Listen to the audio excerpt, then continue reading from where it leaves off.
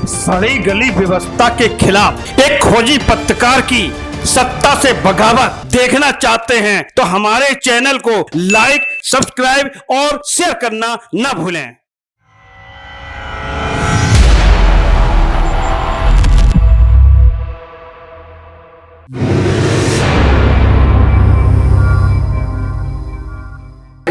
बहुजन समाज के अग्रणी नेताओं में शुमार, जिन्हें सियासत में बहन जी के नाम से जाना जाता है, बहुजन समाज पार्टी सुप्रीमो मायावती जी। वैसे तो ये नाम अक्सर देश की सियासत में सुर्खियों में रहता है। ये बात अलग है कि 2012 के बाद से लगातार बीएसपी की शक्ति क्षीण होती गई। अब तो हालात ये है कि विधानसभा और लोकसभा में कुछ चुनिंदा नुमाइंदे ही बचे हैं बीएसपी के। 2007 के विधानसभा चुनाव में उत्तर प्रदेश में प्रचंड बहुमत की सरकार बनाने वाली बहुजन समाज पार्टी का ये हश्र 2024 तक आते आते हो जाएगा, ऐसा कोई सोचा नहीं था, लेकिन हुआ है। पुराने सारे कद्दावर साथी, चाहे स्वामी प्रसाद मौर्य की बात कर ली जाए, नसीमुद्दीन सिद्दीकी की बात कर ली जाए, लालजी वर्मा, ब्रजेश पाठक, या इस तरह के तमाम दर्जनों नाम हैं जो एक एक कर मायावती का नेतृत्व स्वीकार करने से बेहतर बीएसपी छोड़ने को ही अपना विकल्प माना। आरोप कई लगाए गए। किसी ने कहा कि अब मायावती जी धन के आगे बहुजन मूवमेंट को भूल गई हैं, तो किसी ने आरोप लगाया कि बीएसपी सुप्रीमो जबरन उनसे पार्टी फंड के नाम पर धन उगाही कराने की कोशिश करती हैं, वगैरह वगैरह। लेकिन आज मायावती एक बार फिर सुर्खियों में है और वजह है भतीजे आकाश आनंद का पार्टी से निष्कासन। भाई आनंद कुमार को नेशनल कोऑर्डिनेटर बनाना, फिर 24 घंटे के भीतर उसे हटाना, उसे राष्ट्रीय उपाध्यक्ष के पद पर ही रखना, इस पूरे घटनाक्रम को लेकर आपने तमाम ज्ञान की बातें बड़े बड़े राजनीतिक पंडितों से सुनी होंगी। लेकिन आज हम बताएंगे कि आखिर किन परिस्थितियों में बीएसपी सुप्रीमो मायावती को ऐसा फैसला लेना पड़ा जो सबके लिए चौंकाने वाला था। लेकिन मायावती के लिए जाहिर सी बात है, बीएसपी को बचाना था या फिर कोई और वजह थी जिसकी वजह से उन्होंने आकाश आनंद, जिसको अपना उत्तराधिकारी घोषित किया था, उसे पार्टी से बाहर का रास्ता दिखाया। नमस्कार दोस्तों, मैं हूं संजय राजन। स्वागत है आपका दृष्टांत न्यूज में। लेकर आया हूं एक बार फिर मुद्दे की बात राजन के साथ। दोस्तों, दरअसल बहुजन समाज पार्टी की स्थापना मान्यवर काशीराम जी की सोच के उपज थी। समाज के दबे कुचलों को आवाज देना, एक मूवमेंट खड़ा करना जिससे सत्तासीनों को हल्का किया जा सके। मान्यवर काशीराम के उत्तराधिकारी के रूप में मायावती ने भी एक बड़ा आंदोलन खड़ा करने में कोई कसर नहीं छोड़ी। यह कहा जाता था उत्तर प्रदेश के सियासत में कि मायावती यानी बीएसपी का कैडर वोटर आज तक कोई नहीं हिला सका। लेकिन अचानक 2012 के बाद से ऐसी स्थितियां परिस्थितियां आई, क्योंकि 2012 का जिक्र मैं इसलिए कर रहा हूं कि 2007 से लेकर 2012 तक उत्तर प्रदेश में बीएसपी की प्रचंड बहुमत की सरकार रही और 2012 में समाजवादी पार्टी सत्ता पर काबिज हुई बहुमत के साथ, और अखिलेश यादव सबसे कम उम्र के मुख्यमंत्री बनने का ओहदा हासिल किए। सत्ता से बाहर होते ही बीएसपी के ऐसे हालात होते चले गए जिसके बारे में कोई सोच भी नहीं सकता था। हालात इस कदर खराब हुए, जहां पहले बीएसपी की टिकट पर चुनाव लड़ने वालों का रेलम पेला हुआ करता था, पंक्तियां लगी रहती थीं प्रत्याशियों का दावेदारी के लिए, आज प्रत्याशी खोजे नहीं मिल रहे हैं। तमाम उतार चढ़ाव का दौर बहुजन समाज पार्टी के खाते से जुड़ता चला गया। पिछले लोकसभा चुनाव यानी 2019 में समाजवादी पार्टी के साथ मिलकर भले बहन जी को कुछ सीटें हासिल हो गई, लेकिन बाद में समाजवादी पार्टी से दूरी बनाकर एकला चलने के फार्मूले के बाद तो मानो बीएसपी खात्मे के कगार पर खड़ी नजर आने लगी। ये सब तो चलता ही रहा, लेकिन अब तो मामला पार्टी और परिवार के बीच जारी जंग का केंद्र बना गया है। एक मंच से मायावती ने अपने भतीजे आकाश आनंद को अपना उत्तराधिकारी घोषित कर सबको चौंका दिया था। आप लोगों को याद होगा वो घटनाक्रम। उस घटनाक्रम से हम सब चौंक गए थे। हम लोग ये मानकर चल रहे थे कि बहन जी अपना उत्तराधिकारी अपने भाई आनंद कुमार को सौंप सकती हैं, या कुछ और भी नाम सियासी गलियारे में तैर रहे थे जिसके ऊपर हम लोग उम्मीद लगाए बैठे थे। बहरहाल 2024 के लोकसभा चुनाव के मन से आकाश आनंद को हुंकार भरना निश्चित तौर पर ऐसा लगने लगा था कि एक तेज तर्रार युवा नेता बहुजन समाज पार्टी में अपनी आमदगी दर्ज कराने का एहसास करा रहा था। लेकिन ये क्या, एक दो जनसभाओं के बाद ही आकाश पर बीएसपी सुप्रीमो की ओर से ऐसा गाज गिरा कि उनके सारी रैलियां स्थगित कर दी गई, उन्हें अपरिपक्व घोषित कर दिया गया। उस वक्त विश्लेषक इस बात को लेकर बयान देते नजर आते थे कि मायावती पर बीजेपी की ओर से दबाव बनाया गया था कि आकाश आनंद के तेवर पर लगाम लगाए, और भी हो सकता है कि कुछ और दबाव बनाया गया हो, लेकिन ये तय माना जा रहा था कि उस समय जितने भी राजनीतिक पंडित थे वो कहते थे कि चूंकि भारतीय जनता पार्टी के खिलाफत वो मंच से करने लगे थे आकाश आनंद लोकसभा चुनावी मंच से, इसलिए उन्हें तत्काल रोका जाना चाहिए। मायावती ने ऐसा कर भी दिखाया। इस बीच आकाश की शादी बीएसपी सुप्रीमो के बेहद करीबी रहे अशोक सिद्धार्थ की बेटी प्रज्ञा सिद्धार्थ से हुई।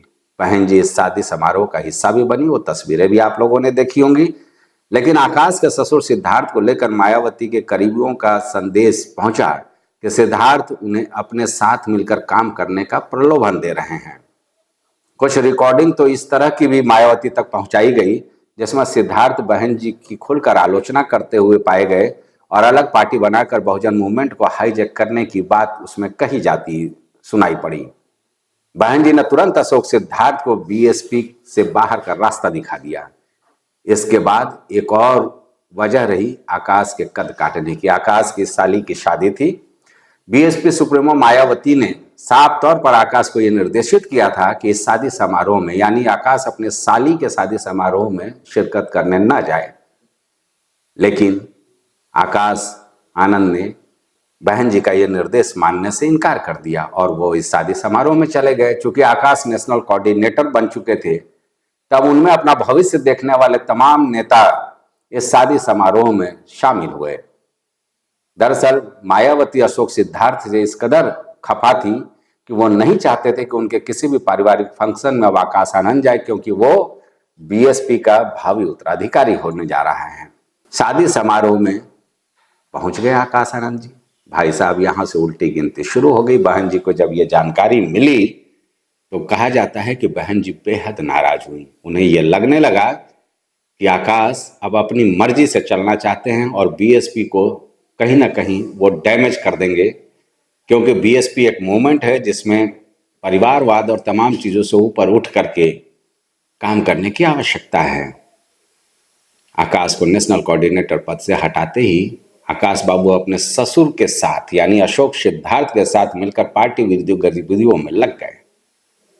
बहन जी को यह एहसास हो गया कि जितना भरोसा करके उन्होंने आकाश को अपना उत्तराधिकारी घोषित किया था, हकीकत में वो इस विश्वास के पात्र नहीं है और कभी भी वो अपने ससुर का साथ छोड़ने को तैयार नहीं होगा।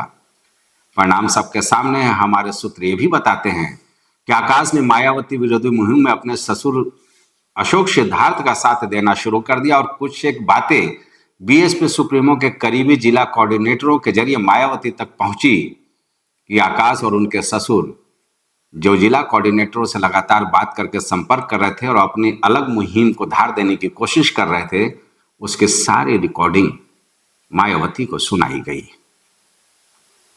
आकाश से पहले नेशनल कोऑर्डिनेटर का पद छीना गया। 24 घंटे के अंदर अंदर आकाश की सोशल मीडिया पर आई प्रतिक्रिया के बाद राष्ट्रीय उपाध्यक्ष पद से भी छुट्टी कर दिया बहन मायावती ने। बीएसपी मूवमेंट से बाहर का रास्ता दिखा दिया। यानी जो हस्र अशोक सिद्धार्थ का हुआ वही आकाश का भी देखने को मिला। दोस्तों, दरअसल बीएसपी सुप्रीमो तक जो कॉल रिकॉर्डिंग पहुंचाया गया था या शायद उन जिला कोऑर्डिनेटरों ने जो संदेश पहुंचाया था, बीएसपी सुप्रीमो बेहद आहत हुई। बस सारा मामला पार्टी के भीतर का हाथ का खुल गया और सख्त फैसले के लिए जानी जाने वाले मायावती ने अपने समधी और आकाश आनंद दोनों को बीएसपी से अलविदा कह दिया। दरअसल ये समझने की बात है कि सियासत में साम दाम दंड भेद ये चाणक्य नीति चलती है। जिन लोगों को अशोक सिद्धार्थ और आकाश आनंद अपने करीबी मान बैठे थे, वो ये भूल गए कि सियासत में सह और मात का खेल अक्सर होता है।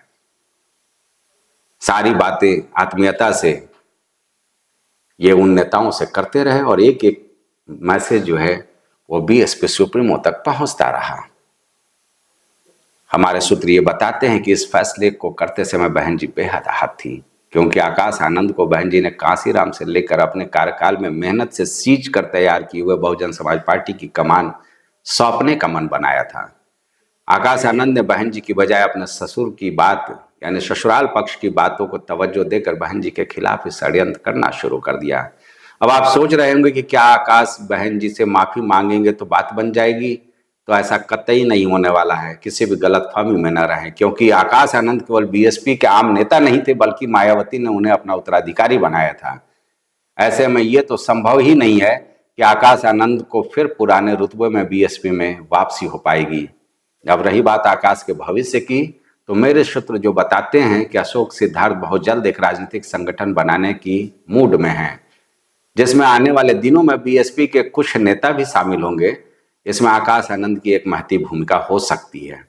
दूसरा ये कि बीएसपी छोड़कर कांग्रेस का दामन थामने वाले नकुल दुबे और नसीमुद्दीन सिद्दीकी जैसे लोग आकाश के संपर्क में हैं और ये कोशिश कर रहे हैं कि उनका कांग्रेस में स्वागत किया जाए, उन्हें महत्वपूर्ण पद भी दिया जाएगा। तीसरा ये जो आपने सुना होगा कि कैसे समाजवादी पार्टी की एक विधायक ने आकाश आनंद को ऑफर दिया है कि वो पार्टी में आना चाहें तो अखिलेश यादव से बात की जा सकती है। बहरहाल विकल्प चाहे जितने हों, लेकिन इसमें दो राय नहीं है कि आकाश आनंद ने अपनी एक बड़ी राजनीतिक भविष्य पर खुद ही कुल्हाड़ी चला दी, जिसकी भरपाई ना तो कांग्रेस में जाकर हो पाएगा और ना ही समाजवादी पार्टी में जाकर। चलिए, इस मामले में जो होगा हम आप तक पहुंचाने की कोशिश करेंगे, लेकिन तय है कि बीएसपी सुप्रीमो ने अपने इस फैसले पर एक बार फिर ये बता दिया है कि पार्टी विरोधी गतिविधि में चाहे जो भी लिप्त होगा, चाहे उनका बेहद करीबी ही क्यों ना हो, उसे बख्शा नहीं जाएगा। कुल मिलाकर ये कहा जा सकता है कि इस फैसले के बाद सबकी निगाहें, खास करके सियासी गलियारे की निगाहें इस बात पर टिकी हैं कि आकाश आनंद का भविष्य क्या होगा। लेकिन निश्चित तौर पर इस फैसले के बाद ये तो मैं कह ही सकता हूं कि आकाश और अशोक सिद्धार्थ ने जो दगाबाजी की है मायावती जी के साथ, उसका हासिल यह रहा कि दोनों को पार्टी से बाहर का रास्ता दिखा दिया गया है। तो दोस्तों, अगर आपको हमारा ये वीडियो पसंद आया हो तो इसे लाइक और शेयर जरूर करें। और जाहिर सी बात है, राजनीति के पंडितों ने तमाम किस्से गोई आपके सामने किए होंगे, लेकिन हकीकत यही है कि वो कॉल रिकॉर्डिंग जो मायावती तक पहुंचाई गई, उसके बाद ये बड़ा फैसला हुआ। अगर दृष्टांत न्यूज से आप सीधे जुड़े रहना चाहते हैं तो इसे सब्सक्राइब करना भी ना भूलें। फिलहाल मुझे दीजिए इजाजत। नमस्कार।